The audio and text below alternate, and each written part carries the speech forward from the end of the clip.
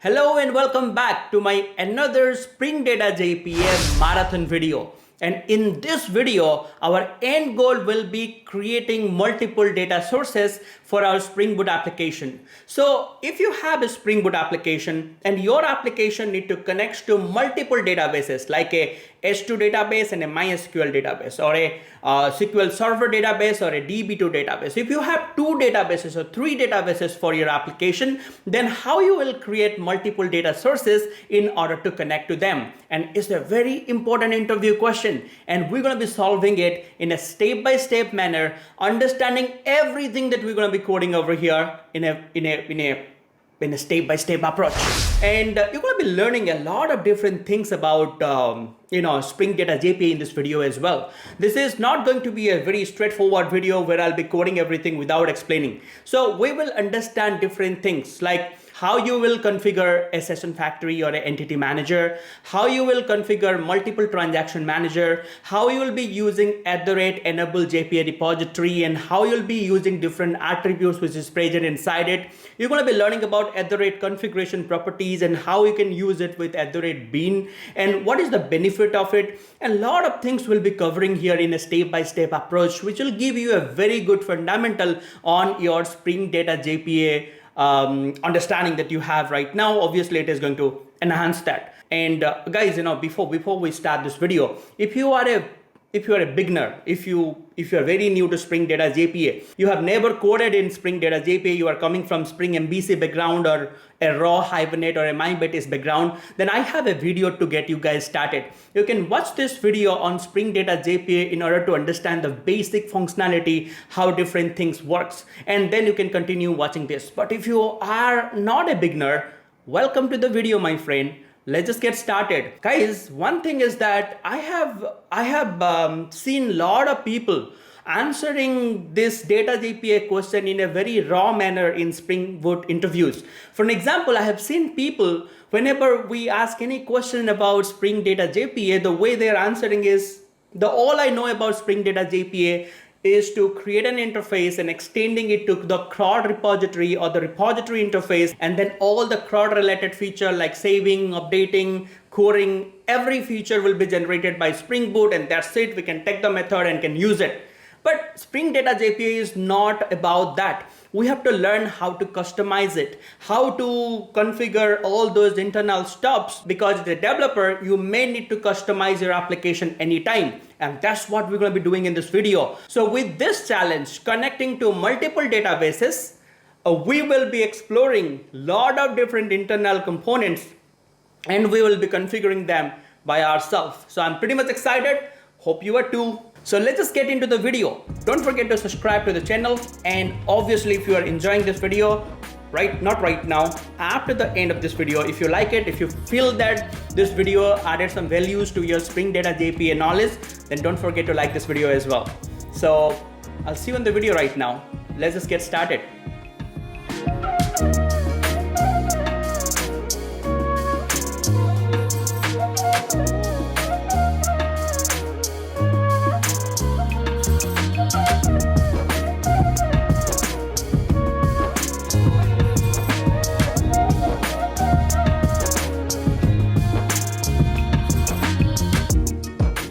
Okay, so right now let's just go ahead and start creating our project. I am in my Spring Initializer website. As you can see, I'm in my start.spring.io website, and I have created an artifact called Spring Boot MDS. The MDS stands for the multiple data source, and I have created my group ID, and also I have created my package name over here, okay, which looks good. I'll be creating the project in Java, and the build tool that I'll be using in Maven, and I'll be using the 3.2.5 version here, and the Java 17 and the packaging as jar. This should be fine with me. So let's just go ahead and add some dependencies right now. So the first dependency will be the Spring Data JPA, because obviously I want to use Hibernate behind the scene. The Spring Data JPA will give me the Hibernate support so that I can create connection and connect to the database that I want to connect to. And I want to use initially the MySQL. So I'll be using the MySQL driver here. Later on, I'll be adding the second database dependency, maybe a Postgres SQL dependency here. But let's just start with MySQL over here. And I do not really need the Spring Web, but let me add it over here. Maybe later if I want to solve something on UI, I may need to use this. So let me just add the Spring Web for now, but you might not need this. So if you are building it for your practice purpose, you can skip this dependency. Okay, so MySQL driver and the Spring Data JPA, this should be enough for me, I feel. So that's it. So I'll go ahead and generate the project. Okay, and once it's downloaded, I will get this into my IntelliJ IDEA. Alright, so now I have my project imported to my IntelliJ, and here I just want to do a very simple thing. Right now, let's just imagine we have two different entity or two different tables, right? So imagine there is a product table, there is a order table. Right? So we want to check in data to both of this table right now using our application called Spring Boot MDS. But the thing is, this table need to exist in two different databases. For an example, the product table need to exist in MySQL, and the order table need to exist inside the PostgreSQL. And we need to continuously push data to both of these tables which exist inside different databases. And that is going to be the challenge for us in this video. But as always, let's start it in a step-by-step approach. Forget about multiple databases right now. Imagine we have only one database right now, and that's going to be MySQL, for an example. So here goes my MySQL workbench. Let it open. And right now, if I'll go into my database by entering the password here, okay. So here you can see I have created a schema for you called MDS. And inside this MDS schema, I have these tables. And here I need to create my tables over here.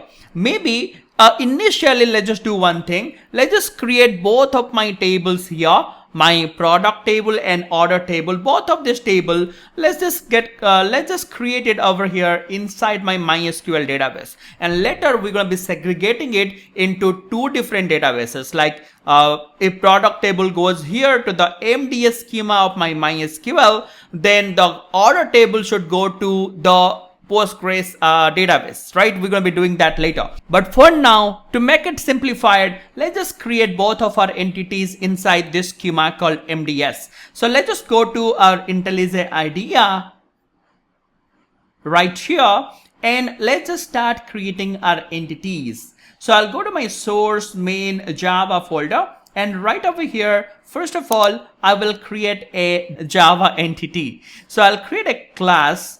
And I will be keeping this class inside a package, by the way. But let me create this class first of all. Okay, the class name will be, let's say, product.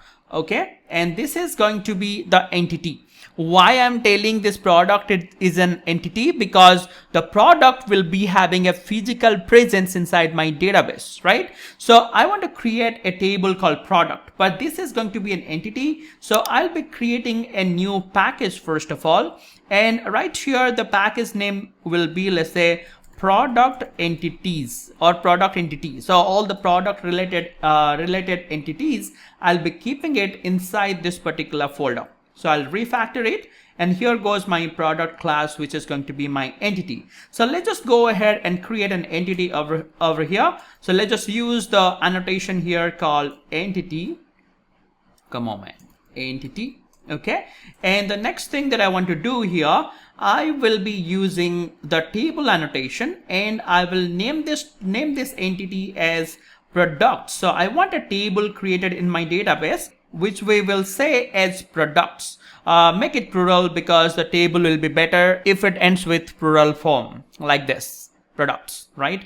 Okay, so we want to create this table. So inside this product entity, let's just do one thing. Let's just have a few variable. Let's say private int product ID, private string product name, and a private double the product price. That's it. And also I want to create a constructor. So I will be just create a constructor here. First of all, let me just create a default constructor. Okay. And also to initialize all these variables here, I will be creating another constructor. So I'll hit Command N and I'll create another constructor and I'll select all this field and there we go. Okay. So right now let me initialize the ID by myself as well. So whenever I'll be creating the product, I will also give the ID. So ID obviously will be my primary key. So where it went over here. Okay, so ID over here is going to be my primary key. So I'll be write ID annotation. I do not want to give the generated value as identity over here, but you can define your strategy if you'd like to say it as an identity so that the ID will be auto incremented. But for now I just want to have control over my ID. Whenever I'll be creating a product and whenever I'll be checking it into the database, I want to give the ID by myself because it will be easier for me to show it in the demo.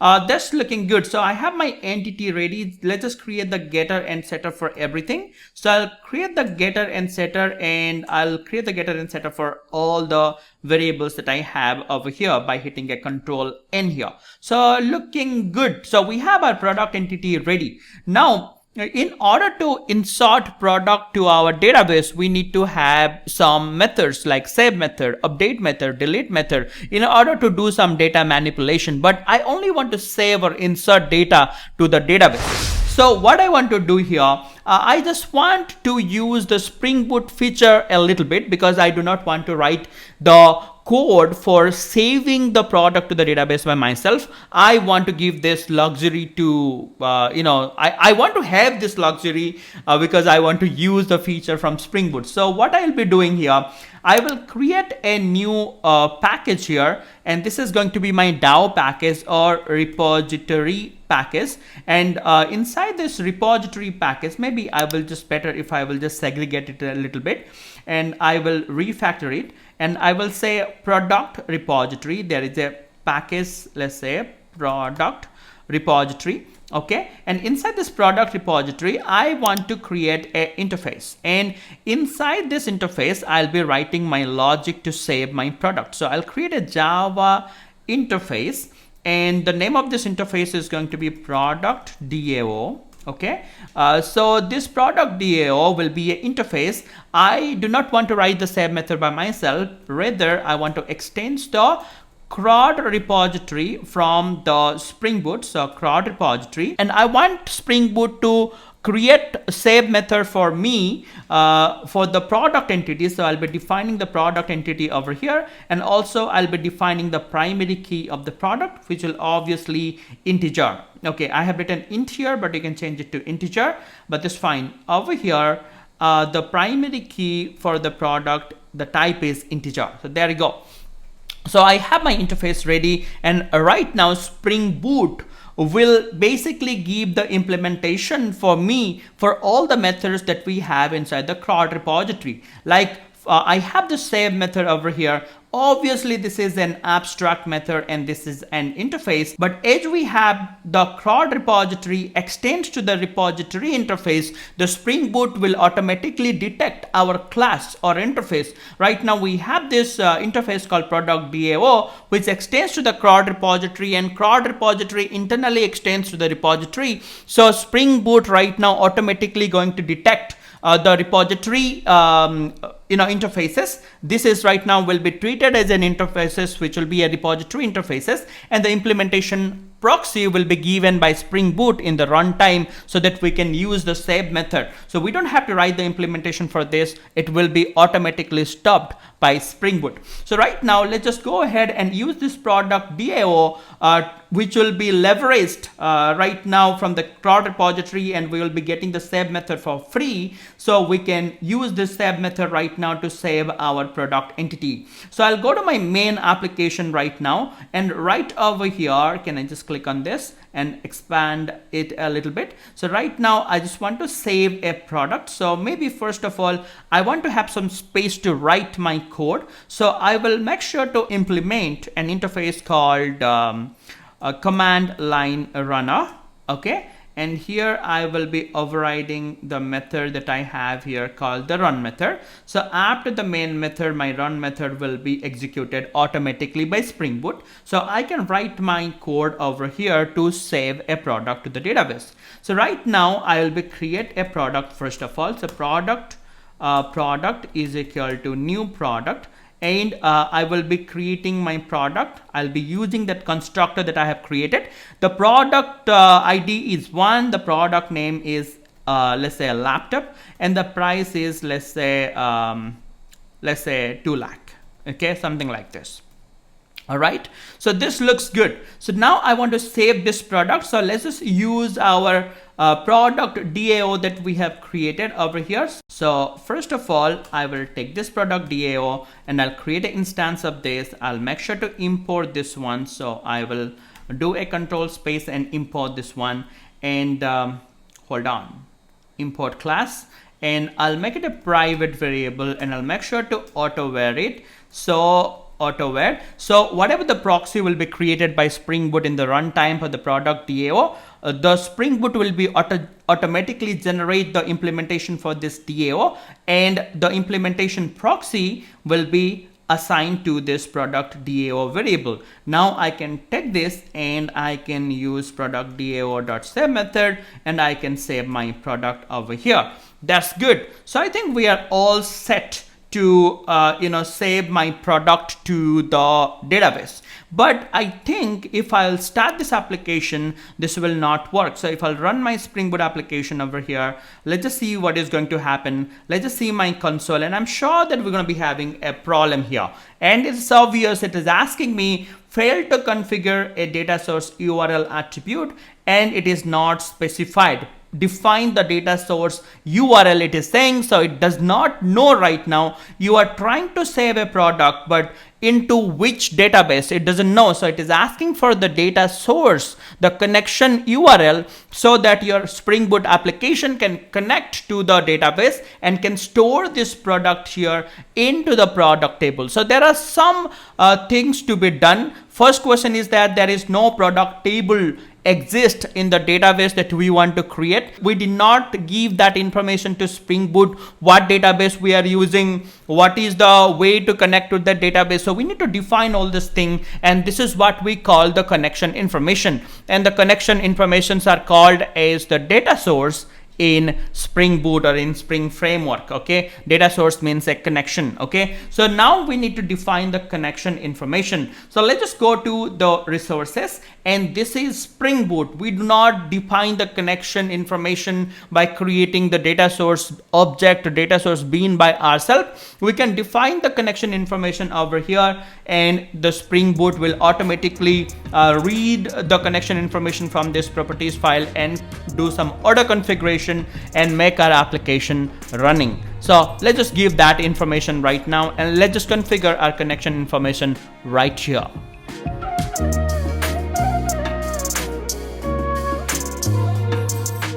All right, so right now I want to utilize a class here called Datasource, okay, properties. Okay, there is a pre-existing class, as you can see. It is there inside the Spring Boot. So like this particular class is pre-existing, which comes with our data JPA dependency that we have added inside the POM. And right now inside this class, we need to configure few of its properties. For an example, we need to define the driver class name, like what database we want to connect to. We need to define the URL for the database that we want to connect to, and the username and password. If we provide these properties of this data source properties, if we can assign the variable value to this particular properties, then this class will be automatically loaded by our Spring Boot auto configuration, and the data source object will be created for us. So once the data source object will be created, we can connect to the database, because the data source properties are just the connection information. So this properties could be accessed through this this prefix called spring.datasource, which is defined through the configuration properties. So in order to access the property of driver class name, URL, username, we can use the Spring.DataSource prefix here.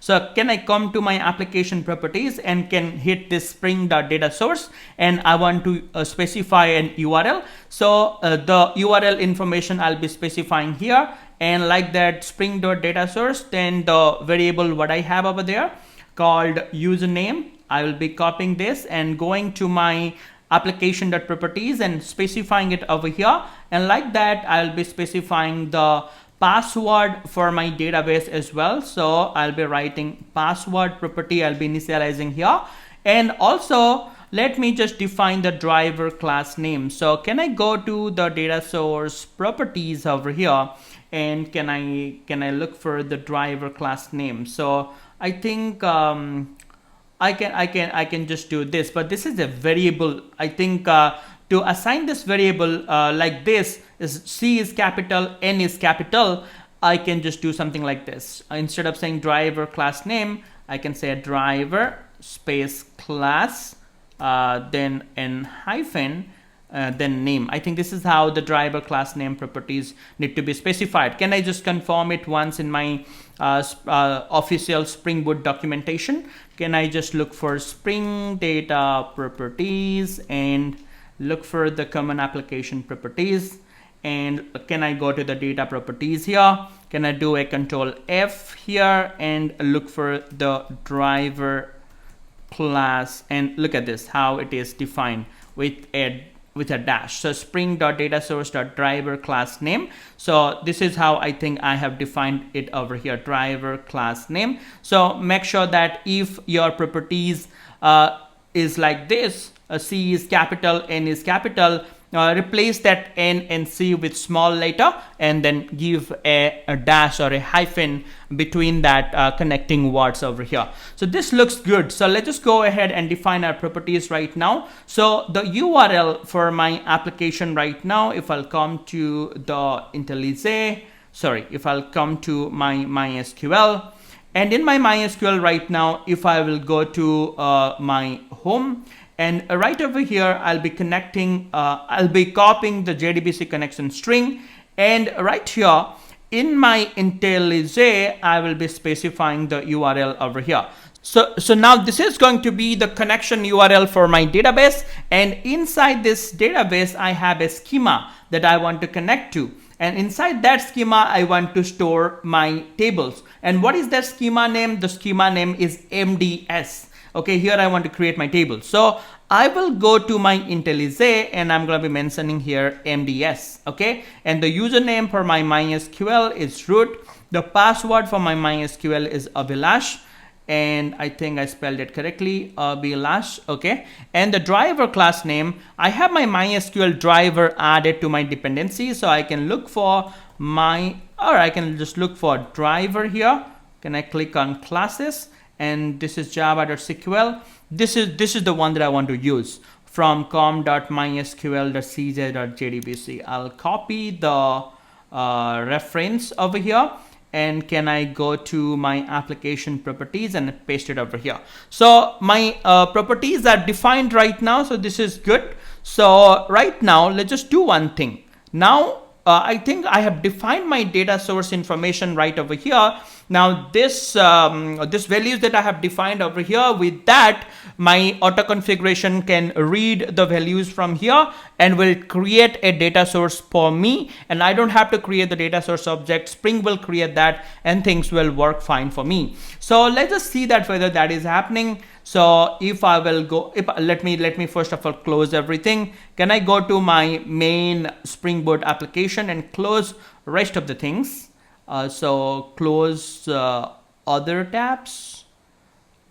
Okay, so now let's just run our application. So can I start it, run the main method? Okay, and I feel right now the things will work fine. So let's just see what is going to happen. So now that previous exception is gone. So right now my data source is getting created and I do not have an error for my data source, but we have an other problem. So let's just see what is the problem right now. Let's just go to the root. Okay, and now the problem is there is a problem executing the SQL. So the save method over here that we are writing is creating a SQL for us, which is a insert query. And obviously before inserting this product, as we are adding the product by ourselves by giving an ID, first it is just firing a select query to check whether this ID 1 is existing, just to make sure that it is a new entry or an entry which is already exists, so that it can update it. It's doing some internal stuff in order to make sure before inserting this data, it is just checking whether this 1 is existing inside the database or not. That's why it is firing a select query before making an insert query over here. But whatever the reason is, it is giving me a problem, because whenever it is firing some query, whenever the save method is firing some query, in order to save my product, it is just finding the products table does not exist. And obviously we do not have a product table exist inside our MDS schema when we do not want to create our product table. I want Spring to create that table for me. So that's why I will go to my application.properties and I'll tell Spring that, hey Spring, go ahead and create the product table for me. And to do that, what I'll be doing, I'll be going to my Google Chrome and look for a property here called DDL auto. Okay, hyphenate spring.jpa.hyphenate.ddl auto. Okay, I'll copy this. I'll go to my IntelliJ and I post it over here, and I'll say that create.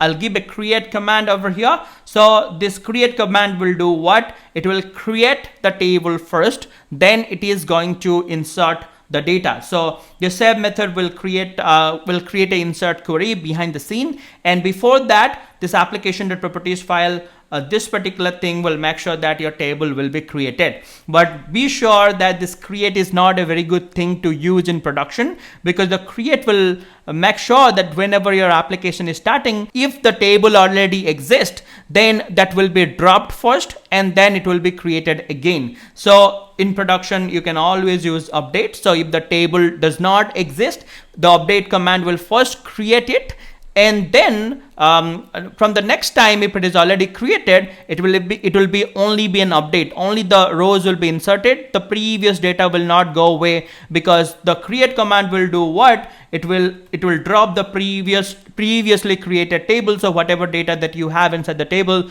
that will go. So I will be using the create command over here for the demo purpose, but yeah, so I will go with the create. So now let's just rerun it, and I'm sure that my table will be right now auto created, and now my data will be inserted. So I do not have any log for that, but I can see there is no error here. So can I go to my MySQL and can I do a refresh over here? I'm sure that refresh all. I'm sure that we should have an entity created over here called products, and we should have our data over here 1, 2 lakh, and the laptop is the product name. So our save method does just work, and it's created our entity and it's just inserted it to the database. So things are looking good. So we have taken our first step where we have created a data source, and we have inserted one record to the table through the data source. The data source given us a connection to the MySQL database, and we have created our product entity or product table inside it, and we have inserted or checked in the data to the product table. Things are looking pretty much simplified right now.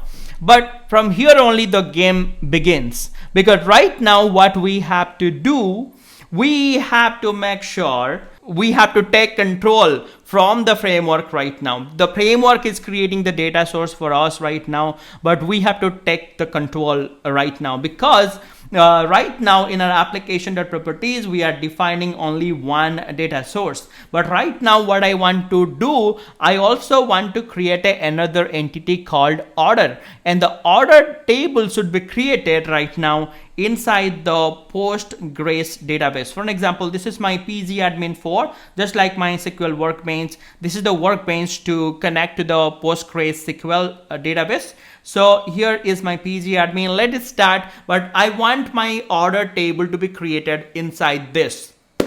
So let it get created. Let it open first of all. So It is asking me to enter my password, and my master password is Abhilash. So obviously inside the server right now, let me just enter the password for my DB. And now over here inside the database, I also have created one schema called MDS. And right here inside the MDS schema right now, inside the schemas, we have the tables here.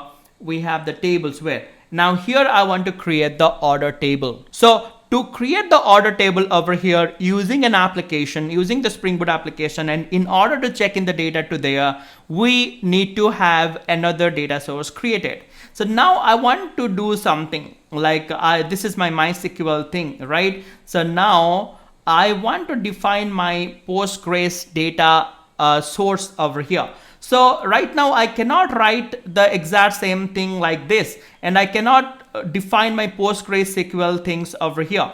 So you can see I cannot define. If I'm defining like this, I'm just getting an error over here already. So I need to do some modification. So let me comment out this thing, the previously written thing. Okay, so now what I'll do, I'll just do Spring.datasource. This is my MySQL related data source. Can I just do MySQL like this? Okay, and dot MySQL like this. And can I just do dot after data source? Can I just write MySQL like this? So now this is, and I have randomly typed MySQL over here. If you want to type MySQL over here, you can also type it over here. I have written MySQL over here just to make sure these related configurations are related to my MySQL. And I can copy the exact same thing right now, and I can define another data source. Okay, let's say data source 2 or db2 connection details, right? And the previous one are my db1 connection details, right? Details, me and my spellings. Okay. And now this is my PostgreSQL data source related information. So I'm gonna write PG. Postgres stands for PG stands for Postgres, and I'll be defining my password, my username, the driver class name for my Postgres over here. Now you can see it is not giving me any problem, but let me configure this information over here right now. So instead of MySQL for the URL, I'll be writing PostgreSQL, okay? And the local host, the port that I will be connecting, let's just see that. So if I will go back to my PG admin right now, if I'll go to the schema that I have here, so my DB is my schema. Can I just click on the properties and click on the connection details? The port that I have is 5432, copy that. And can I, if you want to take S2 as your second database, you can absolutely take it. But I am taking Postgres over here. Okay, so 5432 is going to be my port. And the schema that I want to connect to is MDS that I have already created over here, right? So inside this MDS, inside this table right now, I want to create my Postgres related tables over here. For an example, the order table, I want to create it over here. One more thing that I want to get from here, if I'll go to this properties, if I'll go to this connection, the username is Postgres. So I'll copy this and I'll go to my IntelliJ right now. And over here, I will change my Postgres username to Postgres. And the password is Abhilash, and the driver class name. In order to connect to the PostgreSQL, in order to create our connection to the PostgreSQL so that we can create also tables inside that, we also need to connect to that. So for that, right now I have to update my POM. Right now I only have the dependency for MySQL connector. Now let's just go to our Google Chrome. And let's just go to the Spring Initializer, and let's just add the dependency for PostgreSQL driver to connect to the PostgreSQL. Click on Explore and go ahead and copy the dependency for PostgreSQL. Copy that and go to IntelliJ IDEA one more time and paste your dependency over here. Stop your application, do a save, and right now to sync it off, click on this reload option. Now this will get our PostgreSQL from the internet, and right now this looks good. So now if I'll do a shift and look for driver again and click on this classes right now, I should have one more driver available from PostgreSQL, right? And now I can copy the reference from here. Okay, copy reference. I can go to my application.properties file right now, and I can replace this MySQL driver to the PostgreSQL driver. And I'm all set right now to I have my connection details right now. But now so now you understand, like, I have customized my this thing, Spring.Datasource URL, Spring.Datasource username, to this kind of things, to Spring.Datasource. I have customized the MySQL over here. You can write anything over here. I have written these things by myself, but this will leads to a problem right now. What is that problem? If you're going to be starting your application, this will not work.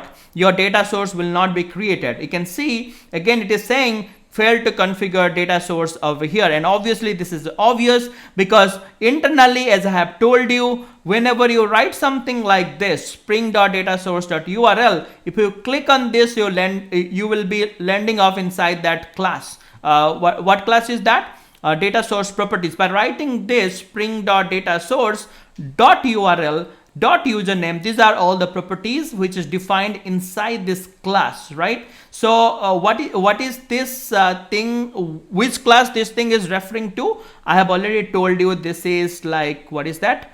DatasourceProperties class, this one, right?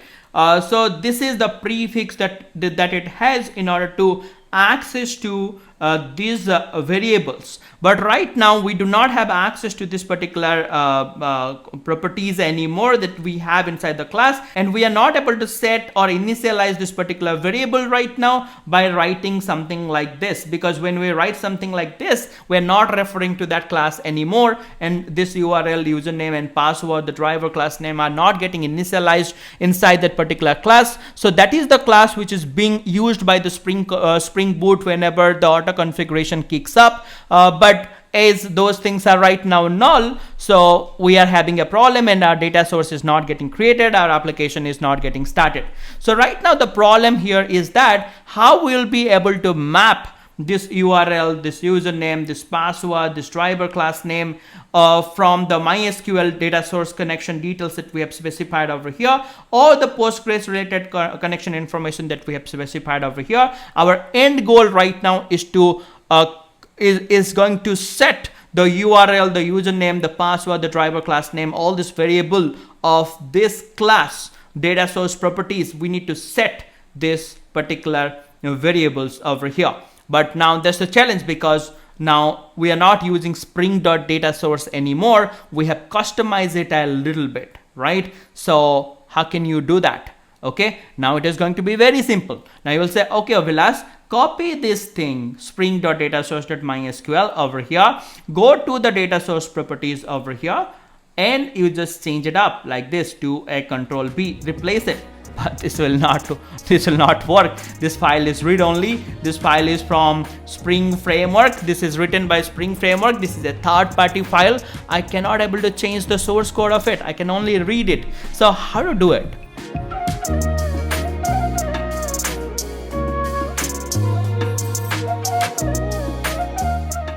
How to change this particular prefix right over here? And for this, we have to utilize the configuration properties over here.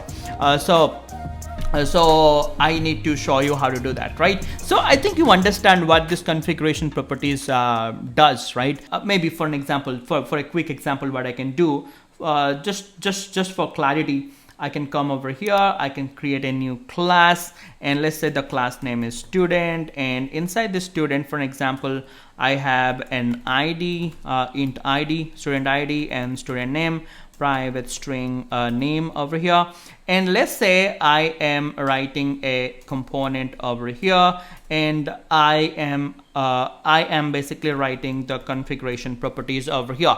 I just want to drag your attention to this configuration properties annotation, and here you can write anything. This is my class, I am creating it. So let's say I want to define a configuration properties over here as my app.student. So what does it mean? It means that using this configuration properties name that I have given over here, I can access this ID, I can assign the value to this ID and assign the value to this name. For an example, I can create the getter and setter for this, okay, ID and name right over here, and I can just create a toString in case if I want to print the object for this.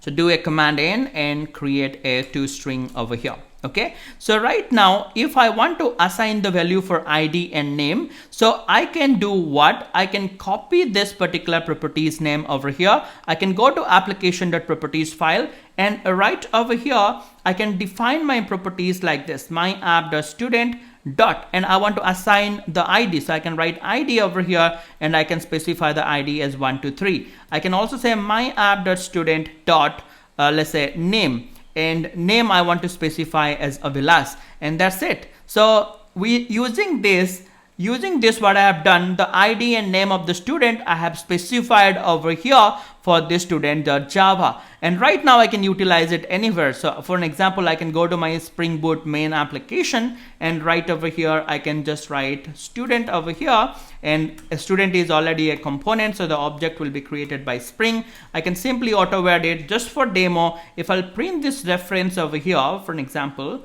if I'll do s out, and if I'll print let's say student object value, and if I'll be printing the student over here, so you'll see right now obviously my data source problem is there, right? We haven't fixed it. So I will comment this off for a minute. I'll also comment this information.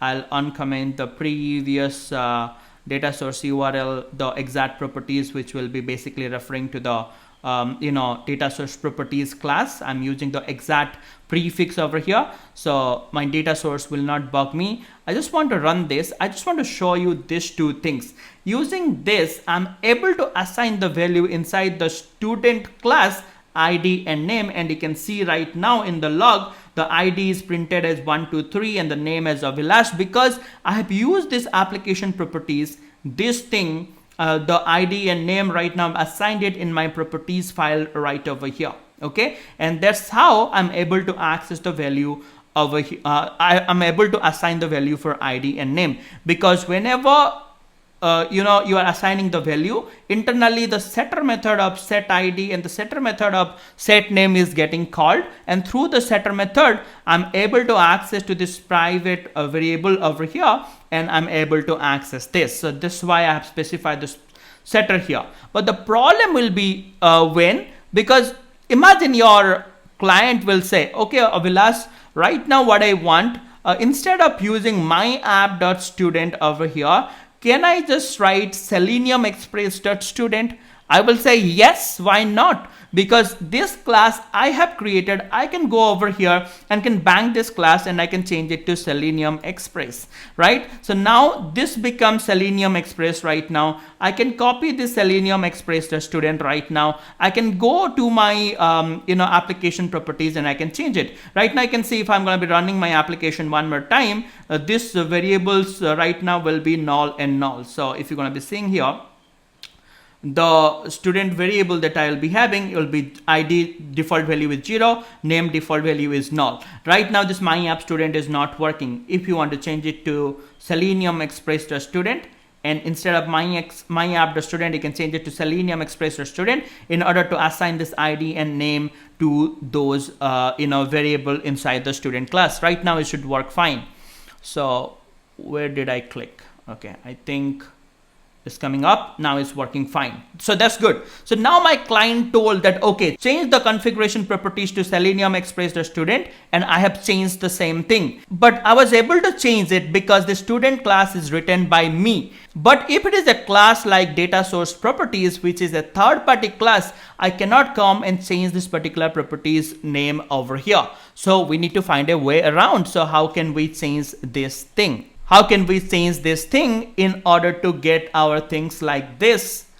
Spring.datasource.pg or Spring.datasource.mysql. If I want to give prefix like this in order to access this username, password, driver class name, this kind of variable from this class, if I want to access this variable, instead of this name, if I want to give my own custom name, then how can I achieve it? So let's just have a look on that.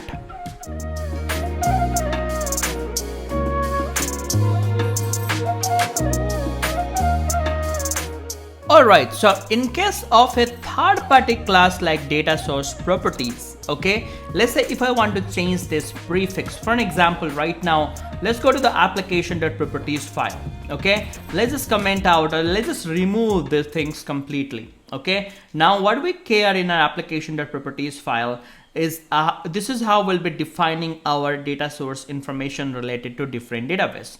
Now imagine I have only one database, right? Imagine this is MySQL. This is the information that I have related to MySQL. The Postgres one, I have commented it out. I'll be uncommenting it later. Imagine this is my, this is how my URL, username and password and the driver class has been defined. Now what I want? Now I want this, this should be the prefix for this class called DatasourceProperties, not Spring.datasource. Rather, it should be Spring.datasource.mysql. So I cannot go to here and can bang this particular class because this is a third-party class. Okay, this is given by Spring. So how to change this up? For this, we have to use this @configuration properties in another way. Okay, to achieve this, what I'll be doing, I'll be going to my root package and I'll be creating a new package to have my configuration. And let's say I'll be having a config package over here. Inside my config package, let's just create a Java class, and this is going to be the class where I'll be configuring my data source related information. So this is going to be a configuration file. So I'll be writing here MySQL data source configuration. So this is where I'll be configuring my MySQL data source. So in this file, I'll be creating the MySQL data source by myself. So the first thing that I'll be doing, I'll be mapping all these properties that I have written over here, okay, username, password and whatever, to this data source properties, right? So this data source properties is a class that I want to use that I'll be using, and I'll be going to my data source configuration file and I'll be creating a bean for data source properties right here. So data source properties right over here. And right now I'll be writing MySQL data source properties. Just give any random name here. And right here, what I'll be doing, I'll be returning the new instance of this data source properties, right? And here, this is going to be a bean that I'll be creating right now. And on top of this bean right now, I'll be writing that same annotation called configuration properties. And using this configuration properties annotation right now, I can change the prefix right over here. So now what is my new prefix? So here for my MySQL, this is going to be my new prefix. So copy this and go to your data source configuration file and paste it over here. Now you are ready. Now what you have done here, using this configuration properties annotation, you can basically change the third-party library if you have any. For an example, the data source properties class is written by Spring, not by you. It's a third-party class. For this, you have changed the prefix of the configuration properties to spring.datasource.mysql. Now, whenever you are writing spring.datasource.mysql right now, it meant for the data source properties class. Now you will be able to access and set the variable for all these properties that you have inside that particular class, and all the password, username and all this field will be assigned with this value that you have specified over here. Okay, so now here our data source properties is right now initialized is variable by reading the data from this prefix that we have defined in our application.properties. Now let's just utilize those values to create our data source. Now I want to create the data source by myself. So I want the data source object to be created, but I just want to customize it. It will not be created right now automatically, because right now we have changed the variable format right over here, the way we are defining our data source related information. So the auto configuration will back off. So now we need to create the data source by ourselves. So let's just go to our MySQL data source configuration, and let's just create a data source bean over here. So this is how the MySQL connection we will get. We'll get a connection to our database using this information that we'll be writing over here. So data source, and I'll be saying MySQL data source, MySQL data source. This will be the actual data source object that we'll be creating, and we'll be returning a data source object right now. For now, I'm making it null, but anyhow, I'll be returning a data source object. I'm writing here public here, and obviously I'll be creating a data source bean over here. But to create the data source bean, I just need the URL, the username, the password, and everything. So all those things has been initialized inside this class, and all this values right now has been filled in over here with the previous thing that we have done over here. If I'll go back, so here these things has been taken care. So for an example, I can create a driver manager data source. This is how we create a data source object in Spring. So I'll write driver manager data source. I can use this object. I can create a data source and is equal to new driver manager data source,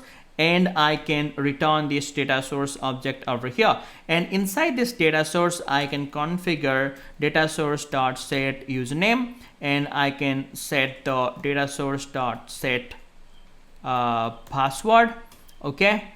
And I can set the other thing. Let's say data source.set URL, and also I can set the data source.set the driver class name. Okay. Now from where we'll get the values for the username, we can get the values from this data source properties class, right? So right now I can use this method, MySQL data source properties method right over here. This will get me the object for the data source properties, right? And I can just do MySQL data source properties dot get username. So right now, if this thing worked, then obviously the values has been read from the properties file. The username over here has been assigned to the value of this data source properties username. So whenever I'll be getting the username right now over here, this will get me the username from the properties file, right? So similarly, I can use this function over here, right here, and I can just do dot get password. Okay, and I can use MySQL data source properties dot get URL and MySQL data source properties dot get driver class name. Okay, so that's pretty much it. So we have created our data source over here. So we have taken the help from the driver manager's data source, and we have set the username and password and URL and driver class name from reading it from the data source properties that we have set over here and mapped over here. So I think things are looking good. Let's just go ahead and run this, and let's just see whether this is working. So let's just get started with the running process, and looks like there is an error, and it still says the data source URL attribute is not specified. Looks like our data source is not working. Why our configuration is not picked up? Because we have not marked this class with @configuration. That's why Spring is not reading this configuration file and not creating the bean for this. But now I think it should be fixed because I have written @configuration. So things should be good. So if I'll be running this application right now one more time, so I think my application should bootstrap without an error, and looks like it does, and there is no error over here. So I'm sure that if I'll go to my main application, I'm sure that this particular couple of lines should have been added and my data should be saved. Can I change it to number 2, and can I just say watch, and I'll just say it is it costs 10,000 rupees. And if I'll be starting this just to make sure the things are working fine and this data is checked into the database with the custom data source related configuration that I have done over here. So just want to check that. Let's just go to the MySQL workbench, and let's just run our product query, and there you go. So we have the details over here. So I am successfully able to map my data source related information right over here, and this is how I'm creating my data source. This is the MySQL data source, and that's how I'm checking in the data to the MySQL database. But guys, I will also give you a quick tip. Instead of by setting this username and password, the URL and the driver all by yourself, what you can do, this data source properties that you have mapped over here, all your properties over here, you have mapped to the data source properties class over here. So you can use this data source properties class. So this function returns the data source properties class. So you can use this method which returns the data source properties, and I think it has a method called initializeDatasourceBuilder, which does the same thing that you have written by itself internally. So you can do the initializeDatasourceBuilder method, you can call this, and you can call build method. Okay, and this will also help you to create a data source. You don't have to be messed off with all those lines of code that you have written by yourself. So if you click on this initializeDatasourceBuilder method, you can see inside this it is calling some create method here.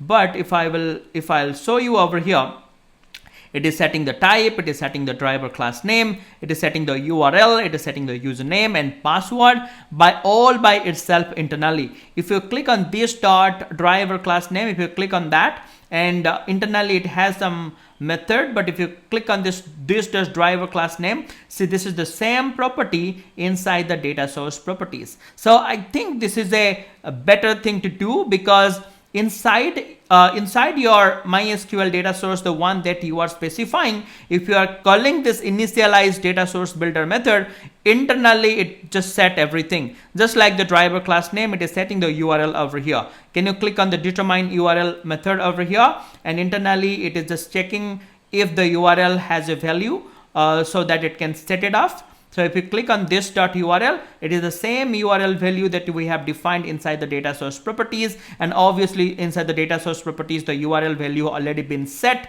with the method that you have written over here. Okay, so you can call this initialize data source builder method, which will internally set the password, the URL, the username and everything by reading it from the data source properties class. So this is a more convenient way to initialize your data source, and this is where we are initializing our MySQL data source, right?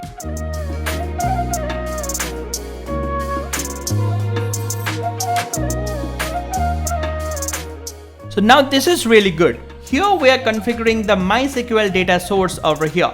Now I want to similarly configure the PostgreSQL data source over here as well. So I do not have to do anything right now. I have already written the MySQL data source configuration over here.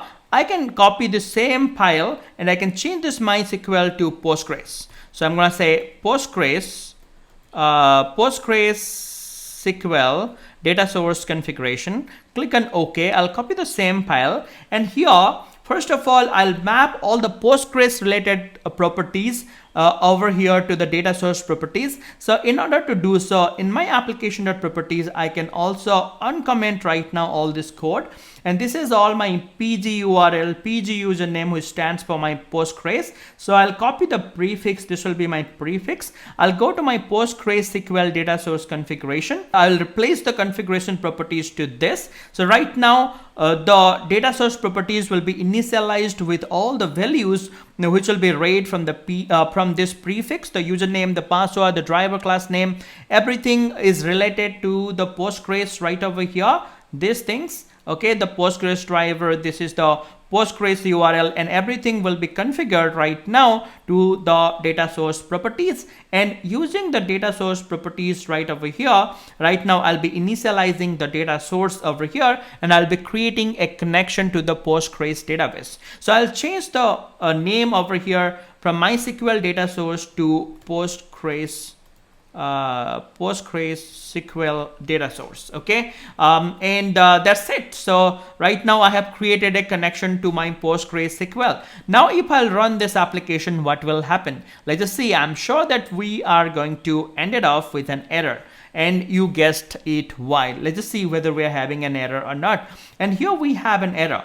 And what it says, the bean MySQL data source properties defined in this path, what it is saying, consider remaining one of the bean or enabling overriding setting the overriding true. So what it is saying, the bean MySQL data source properties defined in the path PostgreSQL data source properties. Consider renaming one of the bean. Oh, okay. I'm sorry. Inside the PostgreSQL configuration, this bean name we haven't changed. So this is my Postgres data source properties. Okay, we have already a bean available in the other file inside the MySQL file with the same name. So that's why it is saying that okay, you cannot have two beans with the same name. So I'm gonna rename it to Postgres data source properties. So that's it. So and this method name is going to be this Postgres data source properties, and I have to initialize the data source builder from this,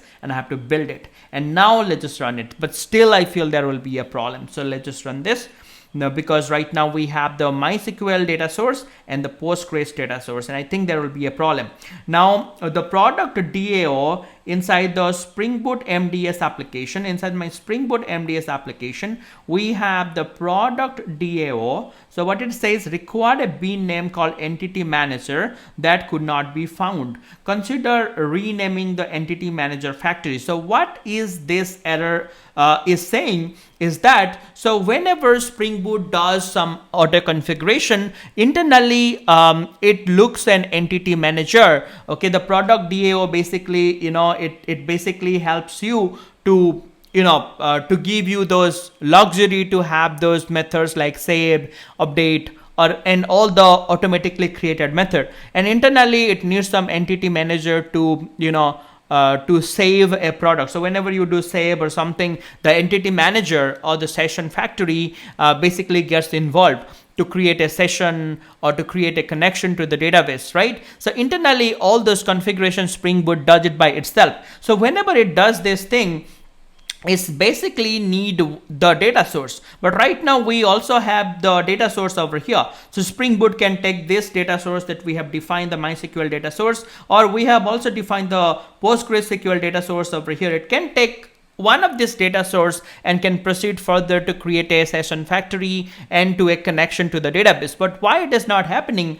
Because internally Spring Boot needs one data source, right? Right now we have two data source here. We have PostgreSQL data source. We have MySQL data source over here as well. So we need to give Spring Boot right now one data source. We will be fixing it later, because right now the internal Spring Boot auto configuration need one data source to proceed further. So let's just go ahead, and here I'm gonna be making this Postgres data source primary. Okay, let's just see whether right now our application starts or not. And also let me just write some log over here. So I'm writing s out over here. Let's say starting inserting the data. Okay, and let's copy this line, and I'll be saying insertion completed. Okay, something like that. I'm going to be saying insertion completed. Okay, so now this is done, right? So let's just run this. Right now we made our PostgreSQL data source as the primary data source. So I feel the Spring Boot is right now going to insert my data to the PostgreSQL database. So can I go to my MDS application, and let me just have a record over here called watch, and let's say ring, and the price is, let's say, 50,000 or something like that. Okay, let's just run this. Okay, and I'm sure that this product should go to the Postgres database. Let's just see. Yeah, it's just saying starting inserting the data, and the insertion is completed. There is no error right now. That entity manager error is gone because the entity manager got one of the data source to proceed. And right now we have given the data source for Postgres. So the entity manager would have created a connection for the Postgres data base, and it should have inserted the data over there. So let me just go to the Postgres database, and this is our MDS database. This is where we linked into in the URL. And if I'll refresh my table, Do I have a table called product? Yes, I do have. Can I do a query over here? Okay, can I just do a select star from product right here? Is products, right? Control A, and let's just run it. And there you go, ring, and the price is this, and this is the ID for that. So this is good. So now what will happen if I'll go over here to my MySQL data source, and if I'll make this MySQL data source as a primary, right here, okay? And if I'll go to the PostgreSQL, I'll remove the primary from the PostgreSQL data source. Right now my MySQL data source is the primary, okay? So now if I'll run this, then that the table will be created inside the MySQL, and the data will be checked in inside the MySQL. So let's just go and let's just look for that. And here the table was already there. I have not deleted it, but it will not create the table over here. Let's say if I'll remove the table, let me just remove the table from because this is previously created. This is the Postgres one, and let's just go to the MySQL one. Where is the MySQL? This is where it is. Let me also drop this table. So let's just go here and drop the table. Okay, right now we do not have any table here inside the MySQL workbench, and we do not have any table here inside the Postgres. Okay, so now let's just go to our IntelliJ and run our application, and let's just see where our product table will be created and where our data will be saved. Right, let's just go here. Okay, now let's just go to the Postgres one. Okay, if I'll do a refresh here, I don't think we'll be having anything because the data source that we are using is for the MySQL one. And let's just come to the MySQL and let's just do a refresh, and there you go, we have the product table. If we'll query it, and there you go, there goes the data. Okay, so now we have two data source, but we are making one work at a time, but that is not our goal. But because the reason is that we may have more number of entities right now. For an example, right now the goal here is, like product entity, we might have entity called order entity. For an example, if I'll go here to the package, and if I'll create a package for order entity, okay, and if I will create a new class inside it, if I'll go here and create a new Java class called order, and inside the order, imagine this is an entity, this is a table. For an example, I'll write entity here, and let's say I want to create a table for order, and the name for this is going to be orders, and let's say we'll have private int order ID and private string, let's say from whom the order is coming from, let's say order from, okay, and let's say another variable, let's say private date, let's say the date when the order is placed, let's say order, let's say the date, okay, order date or something. Okay, let's say we have this thing, we are making this ID as primary, and right now private, okay, date we have to import, or maybe I'm gonna take local date over here for the order entity, local date, okay, and there you go. So we have all this thing. Now I will create the constructor for the same as our product entity, and also I'll create a default constructor, okay, and we have the default constructor over here, and now we'll create the getter and setter for all our variables for order, like this. Okay, we have all our getters and setters here. Now let's say this is our order entity right now, and we may have a order repository as well in order to save order data.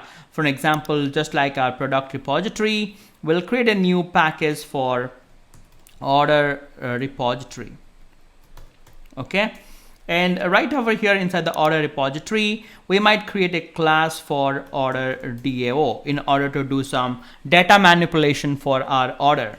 And right over here inside the order DAO, we might need to extend into the CRUD repository, and in order to get the CRUD feature for our order entity. So we need to specify our order entity, and we have to define the the type for that. And obviously, I'm sorry, this should be an interface, so I'm changing the order DAO as an interface. Okay, and this is our order entity, and this is our primary key, order ID. That's why I have taken an integer over there. Okay, so now the thing is that if I'll go to the Spring Boot application, the main application, and if I'll have a variable for order DAO, so if I'll write private order DAO, and if I'll be auto varying it, so implementation will be created on the fly, during the runtime. And if I'll take this order DAO in order to save an order right over here like this, let's say order DAO dot save, and I want to save an order over here. So let's just create an order. So order is equal to new order of, and let's say I'll be creating, let me just import this order. Okay, and right now let's say the order ID is 101, and the order came from Vilash Panigrahi, and let's say the order date created is local date dot now. Okay, so let's say this is when the order has been created. Now I will be saving this order over here using the order DAO. Now look at the problem. Now if I will be relaunching my application, where will my data will go?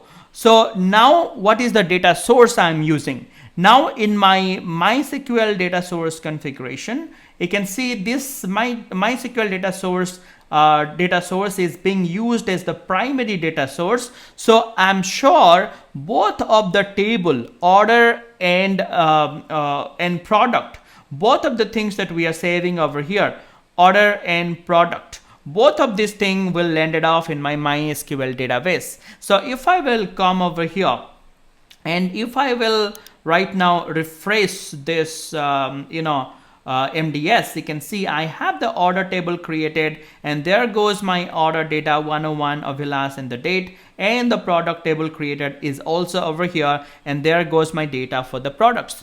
But I do not want that. Right now, if I will go ahead and I will change the data source, and I'll change the data source to the Postgres SQL right over here. And if I'll make this being primary, the Postgres SQL data source primary, then the data will be landed off inside my Postgres SQL. But I do not need that. Right now, what I want, my order table should be created inside the Postgres, and the data should go to the Postgres order table whenever I am checking in the data like this. Okay, and whenever I'm checking in the data to my product table, it should go to the MySQL database. This should be the client requirement. So this should send the data to MySQL, and this should send the data to Postgres SQL. Okay, so this is something that we have to achieve right now. And this is not going to be achieved by making one of the data sources primary. So we need to override the entity manager configuration right now by ourselves. That's something that we have to do right now. Let's just get into that. Guys, it is 11:25 right now. I think I have to sleep. So we'll be restarting tomorrow right from here. So stay tuned and do subscribe.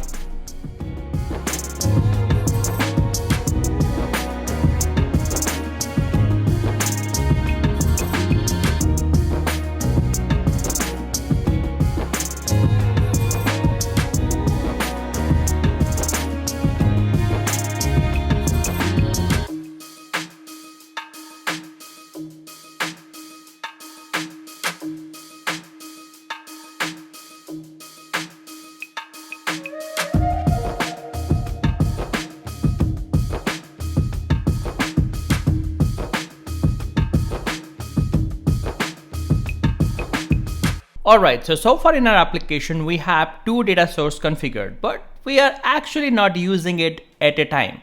So one data source, we are making it primary and checking in the data to that particular database. So in this case, so far in our project, my product DAO The order DAO, basically the product DAO represents the product entity, the order DAO represents the order entity.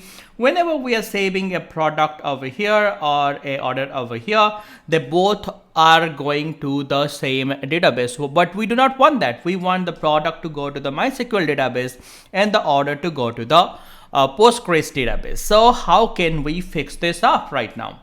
So it's going to be very simple. Okay, so why I'm saying this is simple, because think, okay, whenever you are checking in data to a particular database, what do you want? You want obviously a connection, okay? And obviously this to create this connection, we need the data source, which is already configured. Now we need another thing in Hibernate or JPA.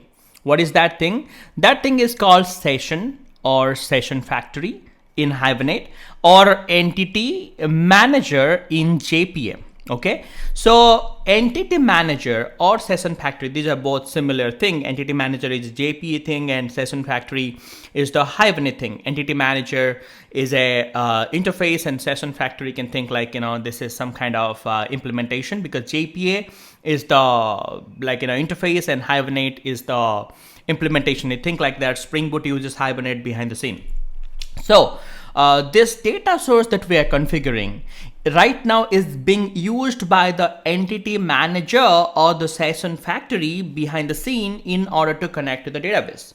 So the data source that we are configuring is used by the entity manager behind the scenes. See, this entity manager is right now being auto configured for us by the Spring Boot auto configuration, and the entity manager obviously picking off the data source that we are using. In this case, we have made our, I think, which data source we have made primary. I think the MySQL one. There you go.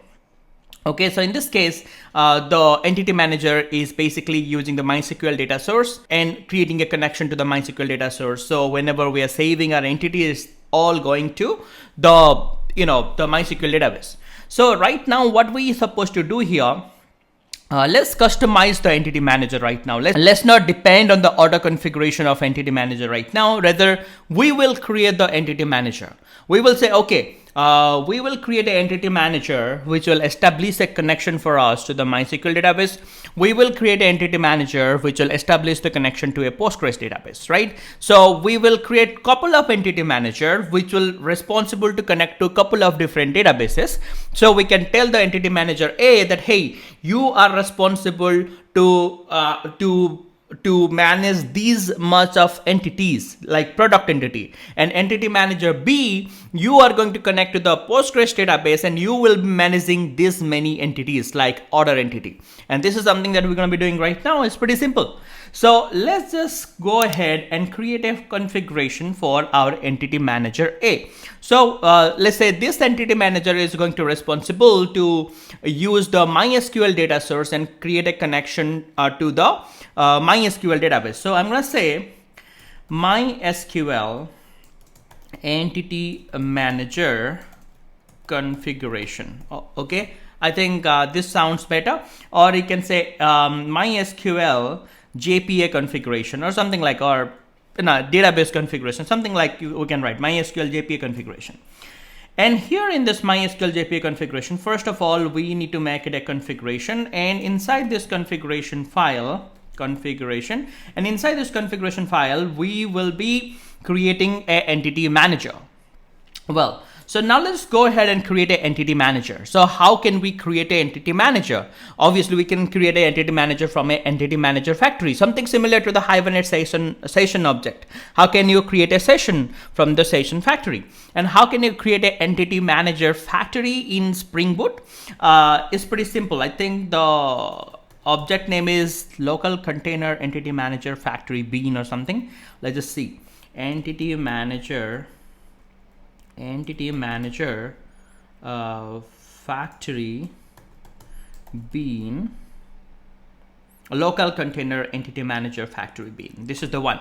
So this is basically going to be the entity manager factory, which is going to get us the entity manager object, right? So here we are basically taking the entity manager factory to set up an entity manager for our application. So now local container entity manager factory bean, and I'm going to say MySQL entity manager factory bean. This is going to be the method name, and I'm going to be returning a new entity manager object. But how can I create an entity manager object right now? Okay, to create an entity manager factory bean, I think I can take a help from a class here that is, I think, entity manager factory builder or something. Yeah, entity manager factory builder. This is going to help me to build the entity manager factory object, and this is automatically configured by Spring Boot. You don't have to create the object for this, so you can simply auto-ware this over here inside this method, because this is going to be a bean. So whenever this object will be created, obviously this is a dependency. If you are putting it over here inside the brackets, and this will be automatically auto-ware. So either you can put this object over here, entity manager factory builder, and you can auto-ware it, or you can put it directly over here. No need to auto-ware it by yourself. Spring will automatically do it. So I'm going to say entity manager factory builder. So you suppose not to write the auto-ware annotation over here. It will be automatically auto-wared by Spring Boot, because obviously this is a bean, and obviously this is the dependency, whatever you're putting inside the parameter. So right now I understand this object will be created by Spring Boot. So what I'm going to do right now, I'll take this guy and I'm going to say entity manager factory builder, and now I'm going to be building an entity manager object. So okay, entity manager factory builder is from Spring Framework orm.jpa package is correct. So now I have to run the build method. So do I have the build method? I think I'm not getting the build method right now. I understand why. Okay, I'll tell you right now what is the reason. So now see, this entity manager factory builder we are creating for which entities. Obviously this entity manager factory builder is going to manage few of my entities. Well, this entity manager factory builder will connect to which database? Well, the MySQL database, right? So obviously I need to configure the data source with this entity manager, because the entity manager will use this data source information in order to connect to the MySQL database. So I'll be writing the data source, and I will be giving the data source related information over here.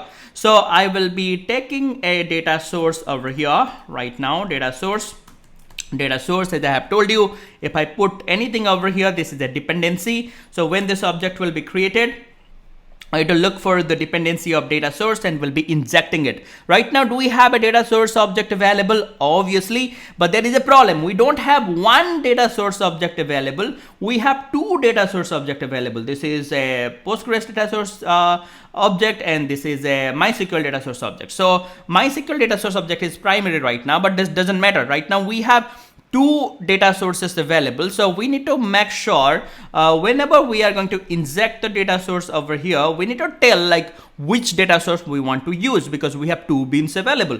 Now the way we can tell it over here, as I have told you, if you put it over here, it will be automatically auto-wared. The object is already there. One of the object will be injected, but which object I want to inject, which data source object I want to inject, how can I specify in Spring? I can use qualifier. And inside this qualifier, I have to give the bean name. So here, this entity manager factory bean I'm creating for MySQL. So this is the MySQL JPA configuration that I'm doing. So I'll go to my MySQL data source configuration, and this is going to be the bean name. If you want to change the bean name over here, you can give the space and can write the name and can write anything over here. But right now, as I have not specifying the name, this is the name of my bean. So copy this and go to the JPA configuration, and over here in the qualifier for the data source, give the data source. So the MySQL data source will be injected to this. Now copy this guy, this data source over here, and give the data source reference to this, and now just do a build, and there you go. Now you will be getting the local container entity manager factory bean. So your entity manager is going to be ready, which is going to use this data source connection to connect to the MySQL database. Now one more thing that I want to do over here. Now let me bring it down. Now this MySQL JPA configuration is the configuration that we are doing. Obviously, it is going to use this entity manager factory bean, but this entity manager is going to connect to the MySQL database. But what kind of entity it is going to manage? Now, I want the MySQL to manage my product related entities. Okay, so here I am specifying my product related entities. I have segregated it with a different package. So all my product related entities, I'll be putting it inside this package. So I'll go here and I'll copy the path reference here. Okay, I'll copy this absolute path. Well, I just want to copy the complete package, reference, this one, com.selenium express, whatever my package name, dot product entity. All these entities or all these classes that I have inside this package, they all will be managed by this entity manager that I'm creating. So the way I can say it, I can just do dot packages to scan. I'm gonna give the packages over here and I'll be putting this package name over here. So by doing so, I'm saying this entity manager is going to be responsible to manage all these entities that we have. So everything that we'll be keeping inside this package, those entities will be created inside the MySQL database. So entity has a physical presentation in the database. So whatever entities we have, they have the table representation in the database. So whatever entities object that you will be creating like this product, those table will be created inside MySQL right now. That's what we are instructing over here. So there you go, we are done, I think. And it's pretty much, we're pretty much okay with this. So that's it. So right now, let's just taste it out a little bit, okay? So right now, I think if I will go to my MySQL database, where it is, this is Postgres database. Do I have any table here? Did I delete everything? Can I just do a refresh? I think I do not have any table here. Do I have any table in the MySQL? Yes. Let me just drop everything. I just want to make sure that we do not have any tables either in my MySQL workbench or in my Postgres, so that we can test it out right now. So we do not have any tables here, right?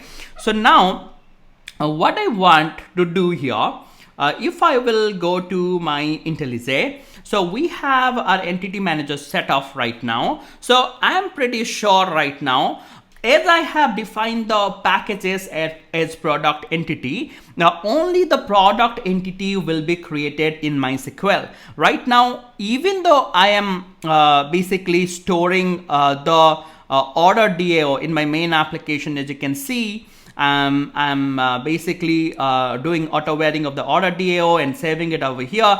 Even though I'm doing it, this will not go to the MySQL database, because right now the product entity, this package entities only will be managed inside the entity manager. Okay, this is the first thing that you have to understand. But right now, let me just go to the MySQL JPA configuration and let's just try to run our application. Let's just see what is going to happen. I'm sure that we'll be having some issue. It is not going to work. What I'm expecting that only the product entity will be created inside the MySQL database right now, because we have specified this. But there are some problem. Okay, so let's just see what is the problem right now. So my product data has been checked out inside the MySQL or not. I think it is not, because there is an problem here when we are starting this application, and it is saying that the required bean name entity manager could not be found. But why is that? Right now, we are defining our own entity manager over here. So I'm expecting that the auto configuration of the entity manager will back off and our entity manager will be picked up, but it is not picking off it. The reason is that behind the scene, the Spring Boot has a lot of auto configuration classes which look for the bean name called entity manager factory. So what you have to do here, you have to make sure your entity manager factory, the bean name should be this. So you should name your bean as entity manager factory, or you can change your bean name as entity manager factory like this. Okay, like this, because the Spring Boot will look for this particular object behind the scene. Or if you are not doing it, whatever, you can take XYZ name for your entity manager factory, but over here inside the configuration, you can write something called EnableJpaRepoistory annotation, and inside this you have to write the entity manager reference and give whatever name that you are taking over here. So there you go. So that's our entity manager reference right now. Okay, now let's just start our application. I'm sure that we will not be having this exception called entity manager factory being not found, because we are creating our entity manager factory over here, and this will manage all my product entity, and it should store my product entity inside the MySQL database, and it should only manage the product entity. But again, there is another problem, and the problem is what? Okay, now the problem is failed the product DAO in our Spring Boot MDS application, in our main Spring Boot MDS application. It is failed to initialize this which DAO? Product DAO right now. It is not finding the object for this. Okay, and the problem is right now product DAO that could not be found. Okay, and that's why the injection, the AutoWare injection that we are doing for the product DAO is not working. Now, what is the issue over here? Why it is right now not finding the bean for product DAO? Why Spring is not creating the bean for product DAO? And why the injection is not happening? Because once the injection happens over here, we will be able to do a save here. Okay, product DAO.save. Right now, the save method comes from the implementation of the product DAO that will be given by Spring in the runtime. But right now, as I have told you, the product DAO right now internally implements to the repository interface. The injection should happen automatically, because Spring will detect, okay, the product DAO internally implements the repository, so it will create the proxy for the product DAO and give all the implementation of save all, find by ID and everything, so that we can use it based on our entity that we are specifying. But it is not happening. The proxy is not getting injected. There is a reason for that, because right now if we'll go to our MySQL data source configuration right here, okay, MySQL JPA configuration, by the way, where we are specifying our entity manager, here is a problem.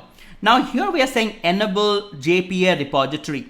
Previously, this EnableJpaRepoistory was activated by default by the Spring Boot auto configuration, and it is scanning all your DAO, which extends to the repository interface or the CrudRepository interface, and behind the scene it is creating the proxy for you. But as you are overriding it right now, the in the JPA repository method, you have to say which are the repository classes for which the Spring need to generate the proxy or the implementation for the DAO. Now you have to specify it like this. So you have to write something called what is that? I don't remember it. I think packages to scan, or like base packages.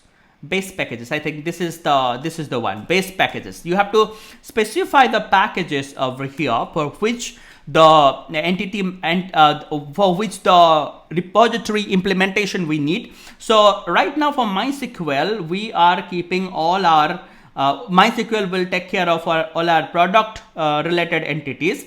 So here, this entity manager that we are creating, it should take care of all this product related DAO, and it should create the implementation for this, because this is all our repository classes. So I'll take this package again. So I'll copy the path reference, and I'll copy the path reference of the project, and I will go over there and I'll put it inside the base packages, and that looks good. Now we have this thing right now. And I think this is looking good. Now let's just run this. Now I think for the product DAO over here, okay, the implementation will be generated by Spring, and we should not have this exception called product DAO that could not be found. The AutoWare cannot happen because the proxy for the product DAO is not created. So let's just see that we should not have this error at least. Let's just run this. So right now, what is the next error? Okay. Oh, we have another error. Right now it is saying order DAO is right now failed. Why is the issue? The issue is right now, again in our main application, we are also auto-varying the order DAO. Right now it is saying the order DAO also required a bean type, okay, that could not be found. And it is saying that the auto-ware cannot happen for the order DAO. Well, the order DAO for this, we need to save it inside the PostgreSQL, right? And for the PostgreSQL, we need to create a different entity manager which will take care of the order DAO, right? Now for now, we can comment this order DAO. We are not creating the proxy for it through this entity manager that we are configuring. Right here inside my MySQL JPA configuration, it will only scan the product repository. The order DAO exists inside the order repository right here. That's why the bean for this is not going to be created, because here we are not scanning it. Only the repository which will be there inside this package that will be scanned, and the bean will be created automatically in the runtime, but that is not happening for the order DAO.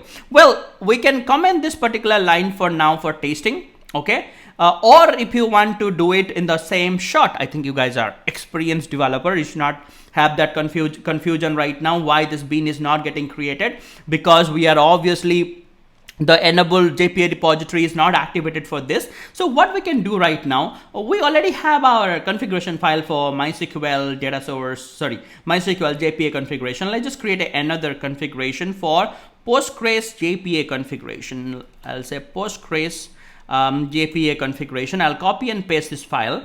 Well, we'll do some modification over here. First of all, this will be Postgres entity manager factory bean. This is the bean it will manage, and the data source here, obviously, you know, it will be needing a Postgres data source. So this entity manager factory bean we are creating for Postgres right now. So obviously we will be needing to connect to the Postgres database. So we'll be needing the connection information or the data source information. So here I will be going to the Postgres data source configuration right over here. I'll take the bean name right here. I'll go to the JPA configuration of the Postgres right here. And right now I will be specifying the qualifier as this, okay? And now the next thing, the entity manager reference right now I'll be changing over here, and I'll be saying it as Postgres entity manager factory bean. So this looks good right now. Can I just write G as small here so that I'll not have that warning mark, okay?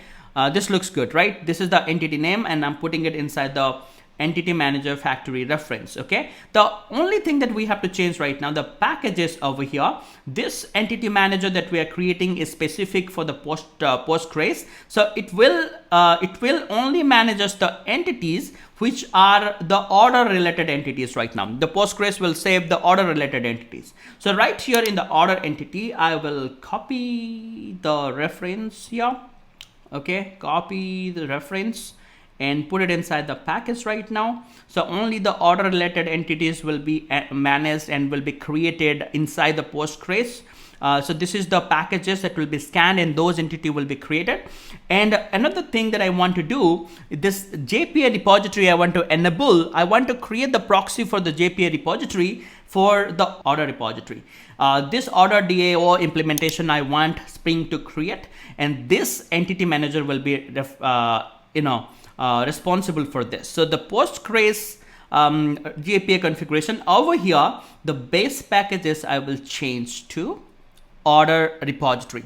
So right now the JPA repositories are activated. So whatever the repository you are keeping over here, by extending that CRUD repository or repository interface, those bean will be created behind the scene, because you are creating the interface. The bean or the proxy bean will be created by the Spring, and this guy will do that work for you. So now the things are good and it's ready. So right now I think we have two entity managers specified. Let me just close the rest of the thing. Let me just close all the tabs, okay? Now we have the MySQL JPA configuration right here. We have the Postgres JPA configuration right over here, and this is our main application right here.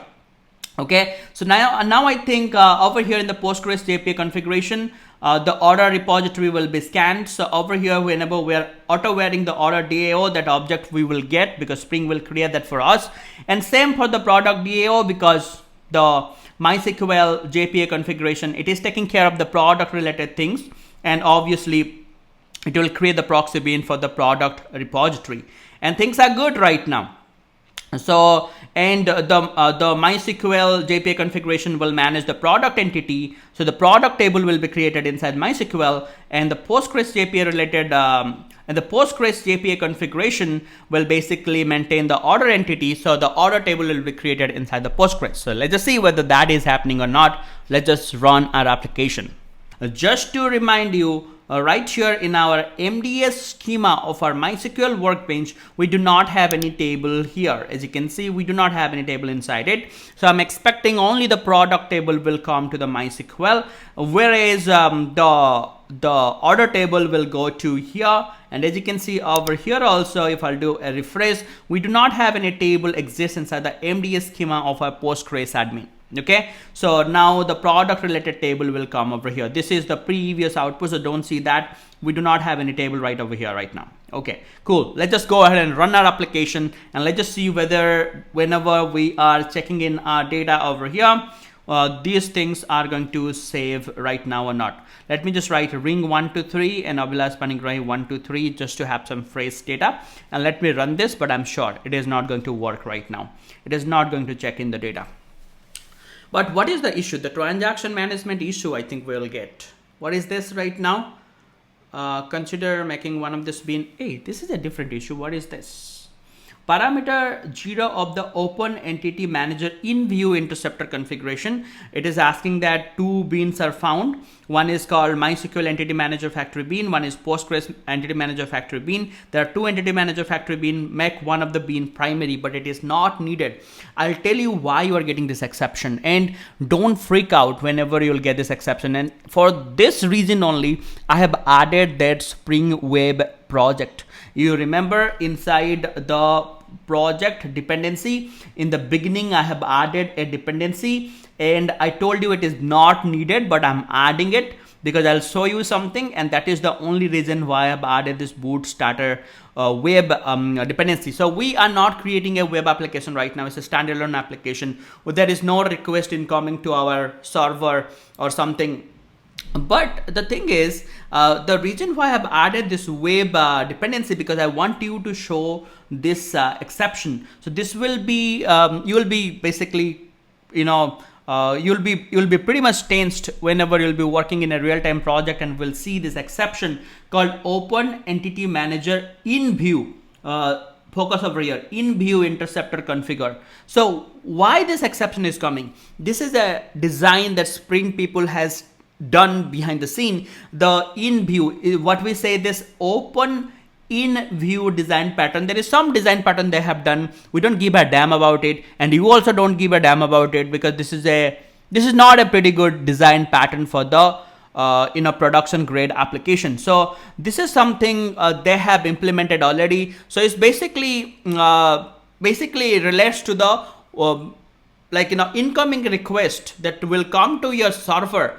And once the request comes to your server, then it goes through some layers, like first the session factory will be created, then the flow will go to the dispatcher sublet, then the dispatcher from there to flow will go to the controller, then the service, then the DAO. The way it goes, it also, this is a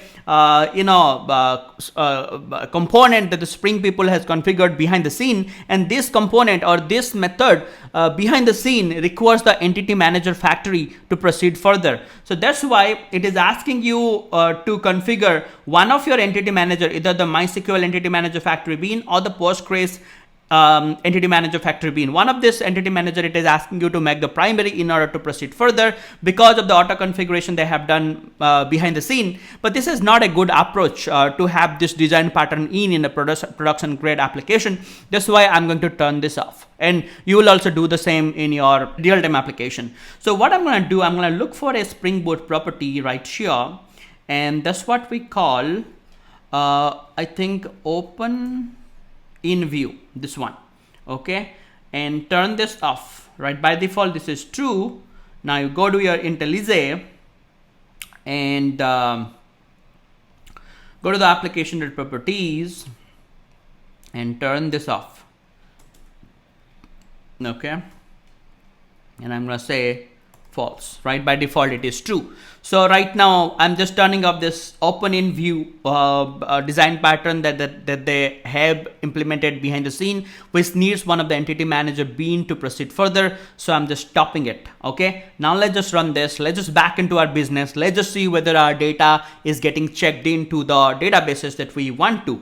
Okay, one product thing should go to the MySQL, one order thing should go to the Postgres. Let's just see whether that is happening, and it is not happening again. Let's just see what is the issue. And right now it is saying error creating a bean name called transaction manager defined inside the class path resource. And this is something that we have to care about right now that I was saying. It is saying that failed to create a transaction manager. Obviously, when we check in data to the databases, where we are checking in data right over here. Here we are inserting the product data. Here we are inserting the order data. We are saving the data over here. But if something goes wrong, we have to revert back the data. So you can learn about the transaction management more in my transaction management series. Lot of videos are also free on YouTube. So if you already have the paid course access, you can also see hundreds of not hundreds, at least 10-20 videos on transaction manager over there in the paid course. And over here in the YouTube also you'll find a lot of information about the transaction management. But the main thing is here, whenever we are manipulating data, we need to manipulate the data under a transaction. So if something goes wrong in a unit of work, whenever we're doing number of works that we're doing, if something goes wrong, we have to roll back the transaction. So we do not ended up checking in some some data that we do not want to check in, right? So basically right now this save methods are falling under transaction, but right now this data we are going to commit in the MySQL database, and this data we want to commit inside the Postgres database, right? So we need to also specify the transaction manager.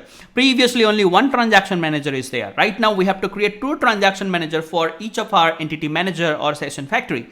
So I will go to the MySQL JPA configuration first of all, and I'll create a transaction manager. Okay, so right here for the MySQL, I will create a bean for transaction manager. So transaction, I think it's platform transaction manager, platform transaction manager, transaction manager.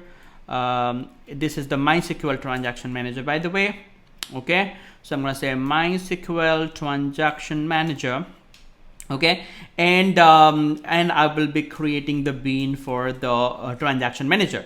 So now this platform transaction manager, this is an interface, but we have an implementation for this interface, right? So we need to go for, there are two implementation, as you can see here. I think they have written one is called JTA transaction manager is the implementation for this. And one more transaction manager we have called JPA transaction manager. Well, let's not go to this documentation because I do not want you to crash your head. Just remember this platform transaction manager has two implementation. One is called JTA transaction manager. We'll talk about that later. Maybe you can find what it does in my other videos. One is called JPA transaction manager. So for this interface, I will be using the JPA transaction manager right now. So what I will be doing, I'll be returning the implementation class for this interface called new JPA transaction manager. Okay, this one, I think. JPA transaction manager, right? So right over here, okay, if you're gonna go to the JPA transaction manager, okay, if you're gonna go to the class of the JPA transaction manager, you will see behind the scene it extends to the platform transaction manager over here. Okay, behind the scene is implements to that. So the JPA transaction manager is a implementation for the transaction manager, and that's what we are creating a bean for this transaction manager. Now to create the transaction manager, this transaction manager right now will work for which session factory? Now this transaction manager we are creating for our session factory or for our entity manager, which is MySQL entity manager, okay, which basically connects to this data source, and this is your MySQL data source. So now what I will do, I'll create a entity manager factory what is that, entity local entity manager factory or whatever, that object. Okay, this object, I will create a dependency over here. I'll say entity manager factory bean. Okay, and this is your entity manager factory bean, that obviously this is a dependency for this bean, and this object you have already created over here as a bean. So whenever this bean will be created, it will look for the dependency for this bean, and obviously this is created. So I'm getting a hold of this, and I'll give this entity manager factory or this entity manager object to here.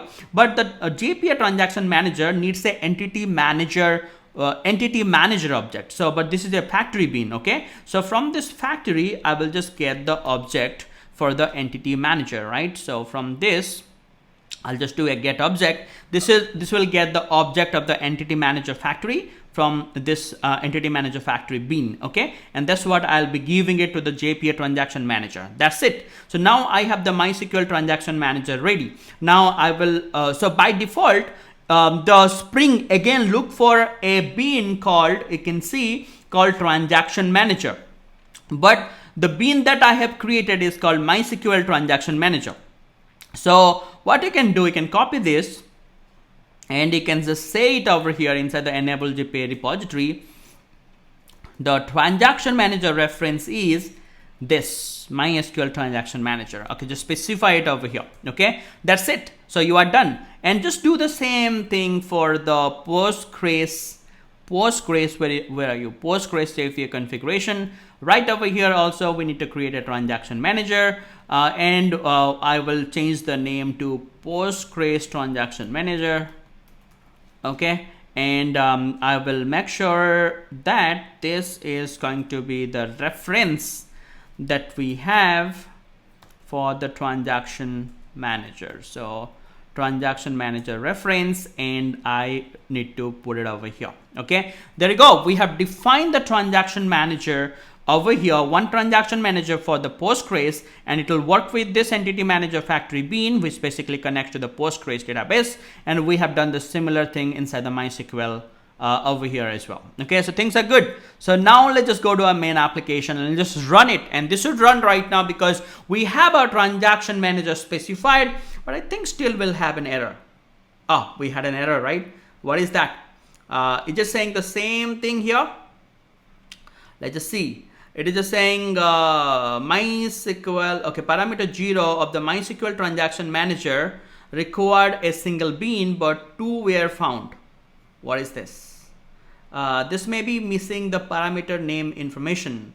Consider marking one of the bean as primary. Oh, we don't have to do that. I think why this is happening, the qualifier we have to use, it is saying, oh, okay. So let's just see over here. Let's just go to the MySQL JPA configuration. Okay, in the MySQL, so it is saying we have 2 entity manager factory bean. So we need to use the qualifier over here, and it is asking me for the MySQL. Okay, this is a MySQL. For the MySQL, we need to use this, the transaction manager will use this entity manager factory bean over here. Okay, and we'll do the same for the Postgres. So go to the Postgres, and this entity manager factory bean that the transaction manager will internally look for the entity manager factory, and it is looking for the entity manager factory, but it is finding 2. So we are going to say that, okay, the qualifier, this transaction manager, the Postgres transaction manager will internally use an entity manager factory, and that should be the Postgres entity manager factory only. So I'm specifying through a qualifier here for both of this transaction manager that I have defined over here and over here as well. Okay, now let's just go to our main application right now, and let's just run it, and let's just see whether everything is working fine or not. Come on, man. Looks like something happened. Oh, we still have an error. What is that error right now? I think I guessed the error. I think I have missed something, and it is just saying what? Okay, it is just saying what? JDBC. It is saying right now everything is working, but JDBC exception we are having for the SQL for the select query it is finding, it is saying the product does not exist. I think what is happening inside the save method right now here, whenever we are doing save right here, whenever we are saving the order and saving the product over here, order, so it is saying the table does not exist. So it is finding a select query. Obviously I told you, because here we are basically creating the product by giving an ID. So before saving, the save method fires a select query internally in order to check whether this ID already exists inside the database. If exist, then it will do an update. If not exist, it is going to fire an insert query and do an insertion. So that's why it is firing a select query. But that doesn't matter. They say behavior of the save method. But the problem is, it is saying the product table does not exist. Okay, whenever it is doing a save. So I think the error and exception is happening over here. So if you're going to do a debug here, from here only the exception will be thrown. Okay, why the product table does not exist? I told already, Spring, you will be creating the DDL for me. So the table creation is your part of the job, but it is not doing it. So maybe I need to specify another thing over here, because some entity manager I have created, some of the properties has been back off. That might have been created by Spring when I overridden it. So some properties are gone. So what I'll be doing here, I will be right now searching for generate SQL or something. Generate DDL. Yeah. Take this. And it is saying that, okay, whether to initialize the schema on the startup. Okay. So can I come over here to IntelliJ, and right here I'm gonna give this to true. Okay, let's just run this again. Okay, and now, so the table should be created. Oh yeah, done. So it is saying starting inserting the data and insertion completed. So now let's just test our luck, because right now all those hard work that we have done, the MySQL part of the thing, MySQL JPA configuration right now should insert the product entity. Okay, so if I'll go to the MySQL right now and I'll refresh the schema here. Okay, I have a table. I hope this is not 2, this is 1. This should be the product, and yes it is. Can I query this and ring 1 to 3, price and ID, everything is good. And the next thing that I want to do, I will go to my Postgres here and I will do a refresh here. I should get the order table, and there we go. I have the order table. Can I just do a select star from orders over here right now? Let's just do a run. Orders here. These errors are, I'm just freaking out because this video is already 2 hours. Okay. Yeah, I have the order from where it is from the order date and the ID and everything is there over here as well. So the order related entities are right now over here, and the product related entities are going to the MySQL right now, and we are continuously able to check in the data that I have shown you over here to the here, and everything is working fine. The auto wearing is happening good, so things are good. Congrats. Cheers. Okay, before you guys go, 2 things I want to show you. Like, everything is done right now. Just for best practices, whenever you are activating the transaction management, make sure that you also use this annotation called @transaction_management, enable transaction management, because you are saying to the framework that like with this transaction manager, do all kind of auto configuration and do all kind of setup that you want to do, because we want to enable the transaction management. So do it over both the JPA configuration that you have inside the Postgres and over here on the MySQL. This is one of the best practice.